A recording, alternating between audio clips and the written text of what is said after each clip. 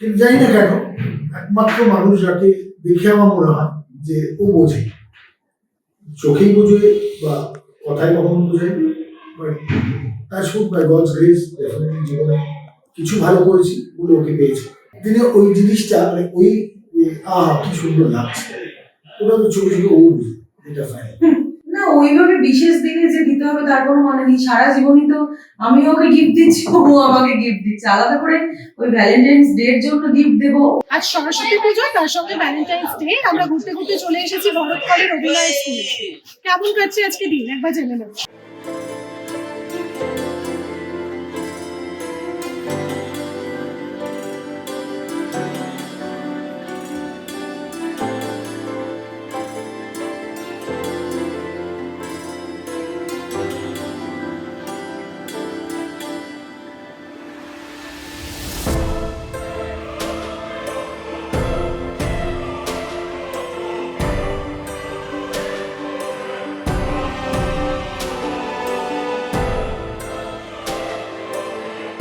আজ সরস্বতী পুজো, তার সঙ্গে ভ্যালেন্টাইন্স ডে। আর আমরা এই মুহূর্তে চলে এসেছি ভরত কলেজ অভিনয় স্কুলে। আর আমার সঙ্গে রয়েছে একগুচ্ছ তারকা। প্রথমে রয়েছে দাদা। কেমন আজকে কেমন কাটছে সরস্বতী? খুব খুব ভালো।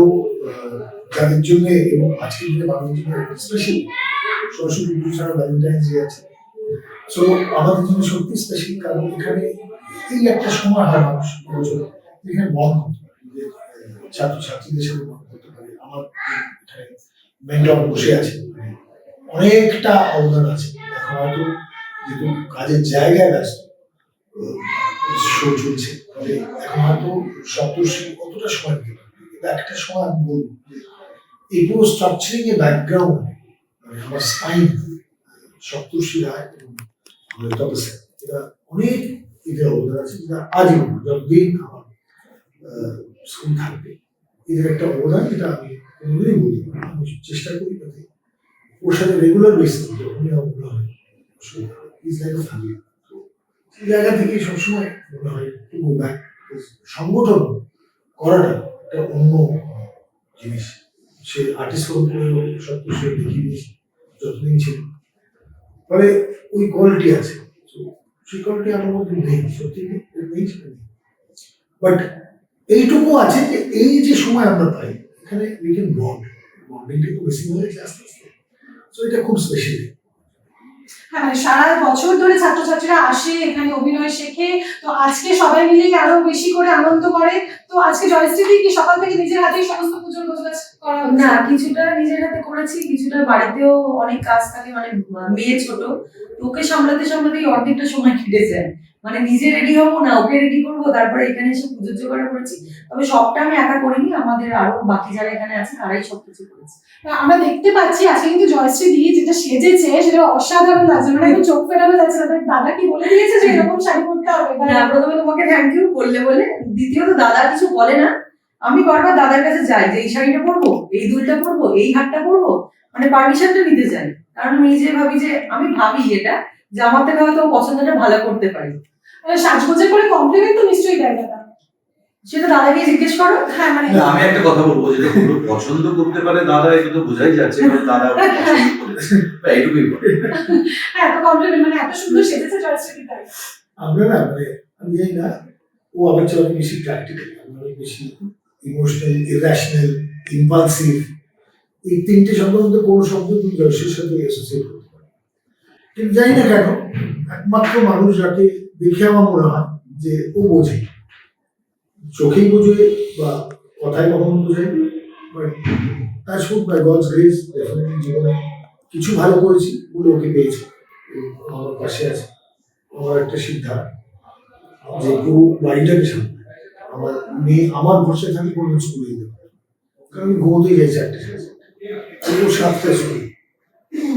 আমার ভরসা থাকে তো আগে স্কুলে যেতে পারে, আর যেখানে যাবি যাবে স্কুলে যেতে পারে, সব দায়িত্ব ওকে নিতে হয়। ফলে অ্যাকচুয়ালি আজকের দিনে ওই জিনিসটা মানে ওই কি সুন্দর লাগছে ওটা তো চোখে চোখে ও বুঝে, এটা ফাইন। গ্ল্যামারাস একজন মানুষ, তো সকাল থেকে একদম রাত অবধি কিভাবে নিজেকে মেনটেন করেন? দেখুন, একটা কথা আমি এলকে অ্যাডভানির মুখে শুনেছিলাম, একটা স্পিচে শুনেছিলাম, সেটা হচ্ছে যে যত কম খাবে সে ততদিন বেশি বাড়বে। খাওয়া কন্ট্রোল হচ্ছে আমাদের শরীর না 80%, বাকি 20% হচ্ছে ওয়ার্কআউটটা টেকনিক্যালি আমার লাস্ট 2 বছর হয়, কিন্তু খাওয়া কন্ট্রোল আমার ভীষণ ভাবে আছে। মানে হয়তো কখনো কখনো ওই মিষ্টি তাই মিষ্টি খেয়ে নেই, কিন্তু খাওয়া দাওয়ায় আমার খুব রেস্ট্রিকশন, খুব কম খাই, এটা আমার। আচ্ছা, সে একই রকম ভাবে কিন্তু দেখতে পাচ্ছি যে জয়শ্রীও নিজেকে ভীষণ ভালোভাবে মেনটেন করেছো, তো তুমিও কি তোমারও ভীষণ খাওয়া দাওয়া? তোমার কথাটা শুনে সত্যি গেল। না না, সত্যি তাই, মানে সবাই দেখতে পাচ্ছে যে এত গর্জাস, এত সুন্দর একটা মেনটেন ফিল কি করে মানে বাচ্চা থাকা সত্ত্বেও কি শুধুটাই ওয়ার্কআউট না ডায়েটও চলে? না, ওয়ার্কআউট করি আমি। এবার ধরো 2 মাস করলাম, 3 মাস বাড়িতে বসে রইলাম। আর ওই যখন প্রচন্ড খাওয়া হয়ে যায়, প্রচন্ড খাই, খেয়ে মোটা হই, তখন আমি মনে মনে ভাবি এবার আমাকে থামতে হবে, এবার আমার থামা উচিত। আবার কিছুদিন একটু ডায়েট ফলো করি, তখন আবার ঠিক হয়ে যায়। এইভাবেই চলতে থাকে মিলেমিশে। আমরা দেখতে পাচ্ছি যে এখানে কিন্তু ভরতদার সঙ্গে অত্যন্ত ঘনিষ্ঠ সত্যসিদাও আছে। একবার কেমন লাগছে এখানে এসে সরস্বতী পুজোয়? ভালো তো লাগছে। আর আমার এই ইনস্টিটিউটে আসতে সবসময় ভালো লাগে, তার কারণ আমরা ভরতদার সঙ্গে, আমি, ভরতদা, তপস্যা, এবং কয়েকজন মিলে এটাকে একদম সেই আন্তর ঘর থেকে শুরু করে ইয়ে করা। তো তাই জন্য এখানে আসা মানে একটা বাড়ির মতো, যে বাড়িতে ফিরে আসার মতো আর কি। আর এত সুন্দর সরস্বতী পুজো বা যেভাবে ভরতদা আন্তরিকতার সঙ্গে অ্যারেঞ্জ করেছে সবটা, এত ছাত্রছাত্রী মানে এমন নয় যে শুধু রানিং ব্যাচের ছাত্রছাত্রীরা এসেছে, যারা হয়তো এখান থেকে পাস আউট করে গেছে, তো তারাও এসেছে। তার এর থেকে বোঝা যায় যে সেই ইনস্টিটিউটটার প্রতি বা এই মানুষটার প্রতি কোথাও তারাও আস্থা রেখেছে, ভালোবেসেছে। তো সেই জন্যই আর কি। তো আমি আজকের দিনে এটা কামনা করবো যে ভরতদা যাতে সুস্থ থাকেন, এবং ভরতদা ফ্যামিলিকে নিয়ে যেতে ভালো থাকেন, এবং এই ইনস্টিটিউটকেও ভালো রাখেন। আর আমাকে যেরকম ভালোবাসেন, সেই ভালোবাসাটা যেন থেকে যায় আজ এটুকুই। বড় দাদার মতো আমাকে ভালোবাসেন। আমরা অনেক ঝগড়াঝাটি করি, মারপিট করি প্রায়, কিন্তু তবুও একটা কোথায় আর মানে কোথাও একটা একে অপরের প্রতি ট্রাস্ট আছে। মানে আমি বলতে পারি মানুষটাকে যে এটা করো না বা এটা করো, সেই মানুষটা উল্টো দিক থেকে আমাকে বলতে পারে আমাকে যে এটা করিস না, ঠিক না। তো এই যে ট্রান্সপারেন্সি আমাদের দুজনের মধ্যে সম্পর্কের মধ্যে আছে, এটা এখনকার দিনে খুব উঠে যাচ্ছে। এখনকার আমাদের সকল সম্পর্কগুলো প্লাস্টিক হয়ে যাচ্ছে। তো সেই জায়গায় দাঁড়িয়ে না মানে এইটুকু বলতে পারি যে আমাদের সম্পর্কটা খুব জেনুইন। মানে আমরা হয়তো রাগ করে থাকতে পারি, জাতির কথাও না বলতে পারি, কিন্তু আবার জানি যে দিনের শেষে ফিরে আসবে। এটাই বলতে পারি। আরেকটা কথা আমি বলি যে সত্যি আমার থেকে বয়সে ছোট, খুব কম মানুষ পশ্চিমবঙ্গে রয়ে গেছে যারা আমাকে বকতে পারে। সপ্তর্ষি কিন্তু তাদের মধ্যে একজন, যার বকা আমি শুনি, মাথার মতো করে কথা বলে শুনি, কারণ আমি জানি কিছু কিছু জিনিস আমার চেয়ে অনেক অনেক ভালো পারে।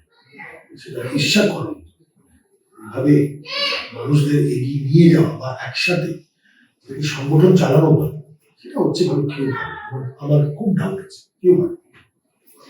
টিভি পর্দায় তো আমরা দাদাকে পজিটিভ নেগেটিভ দুটো ক্যারেক্টারই দেখি, তো ব্যক্তি ভরত কল কিরকম সেটা কিন্তু কেউ জানে না, অনেকেরই জানার আগ্রহ আছে, সেটা সব থেকে ভালো তুমি জানো, যদি দাদার ব্যাপারে কিছু বলো। ব্যক্তি ভরতকল খুবই ভালো মানুষ, আমি এটাই বলবো। আমি এখনো যে শুটিংটা করছি সেখানেও আমাকে একদিন একজন বলছে ভরতদাকে কিন্তু আমার খুব ভয় করে, আমি তোমার বাড়ি যাবো না। ওকে একদমই ওরকম না, মানে হয়তো ওই টিভিতে দেখে দেখে লোকে মানুষটাকে ওরকমই ভাবে, কিন্তু বাস্তবে তো সেটা না, পুরো উল্টো, একদমই উল্টো। খুবই ভালো মানুষ। আচ্ছা, এই ইনস্টিটিউশনটাই দাদা থাকে, অনেক ছাত্রছাত্রী আছে, ইনস্টিটিউশন সম্পর্কে যদি তোমার কিছু বলার থাকে। দেখো, এই ব্যাপারে আমি মানে কিছু বলবো না, কারণ আমার বলার কোনো অধিকার নেই, কারণ আমি এই পুরো ব্যাপারটার মধ্যে সেইভাবে জড়িত ছিলাম না। যারা ছিল, তুই না ছিল, সপ্তর্ষিদা ছিল, ও ছিল, আর অনেকে ছিল যারা বেরিয়ে গেছে, আপাতত নেই। আমি এটাই বলবো, এটা খুব ভালো প্রতিষ্ঠান, সবাই আসছে, অনেক ভালো ভালো স্টুডেন্ট আছে এবং ভালো ফ্যাকাল্টি আছে যারা শেখাচ্ছে। যেমন তাদের মধ্যে সপ্তর্ষিদা একজন, সৈনিধি ছিল, আর অনেকে ছিল আর কি। দেখো, আমি একটা কথা বলবো যে আমার এখানে হয়, এটা আমার কোনোভাবেই এটাকে আমি কোনোদিন ব্যবসা হিসেবে নিব না, আর ব্যবসা হিসেবে নিতে চাই না। আমার সব থেকে আগে হচ্ছে যে একটা ইনস্টিটিউটকে সার্ভাইভ করতে হবে। আমি 2টো ক্লাস নিয়েছি আজও, এতগুলো ব্যাচে। আমার ম্যাক্সিমাম মানে সপ্তর্ষি হচ্ছে মানে আমি বলবো নাটকে জন্ম থেকে নাটক যে করেছি, বাবার এত না, ফলে ও আমার ফ্যাকাল্টি হবে এটা আমি ভাবতে পারি। সো ইট ইজ দ্যাট বাকি যতগুলো আপনি ফ্যাকাল্টি পাবেন এনএসডিএস সব ন্যাশনাল স্কুল, সে তাপাসিয়া হোক, পরিবহন মিস্ত্রি হোক, সীতা হোক, যেই এসেছে তারা কিন্তু all of them from NSD. So আমার মনে হয় যে আর একটা লাইন আমি বলি, আমার জীবনকে একটা লাইনে ডিফাইন করে, সেটা হচ্ছে কোথাও না কোথাও সততা। Yes. আমি যেখানেই যাব আমি সততাটা বজায় রাখবো, তার বাইরে আমার কোনো আইডেন্টিটি হতে পারে, এটা হচ্ছে আমার। আচ্ছা, শেষ আরেকটা প্রশ্ন, সেটা হচ্ছে যেরকম সরস্বতী পুজো সেরকম আজকে ভ্যালেন্টাইন্স ডে, তো ভ্যালেন্টাইন্স ডে তে দুজনের স্পেশাল কিছু থাকছে বা কিছু দিয়েছে দাদাকে, তুমি দাদাকে কিছু দিচ্ছ? না, ওইভাবে বিশেষ দিনে যে দিতে হবে তার কোনো মানে নেই। সারা জীবনই তো আমি ওকে গিফট দিচ্ছি, ও আমাকে গিফট দিচ্ছে। আলাদা করে ওই ভ্যালেন্টাইন্স ডে এর জন্য গিফট দেবো ওইভাবে কিছু আজকে যেটা হয়, আজকের দিনটা এতই ব্যস্ত থাকে না, এখানে অনেকগুলো নিমন্ত্রণ যেখানে এখন অব্দি পৌঁছতে পারি, মানে অর্ক আছে, আমাদের সৈন্য ফিল্মস আছে, পৌঁছতেই পারি না। কারণ এটা নিয়েই এতটাই ব্যস্ত থাকে আজকের দিন না, বাট ডেফিনেটলি স্পেশাল ডে তো বটে, বাট দেওয়া হয় না, সত্যি দেওয়া হয় না। এরকম আরো খবর জানতে অবশ্যই চোখ রাখুন হিন্দুস্তান টাইমস বাংলা ডিজিটালের পর্দায়। ক্যামেরা রিমঝিমের সঙ্গে আমি অপেক্ষা।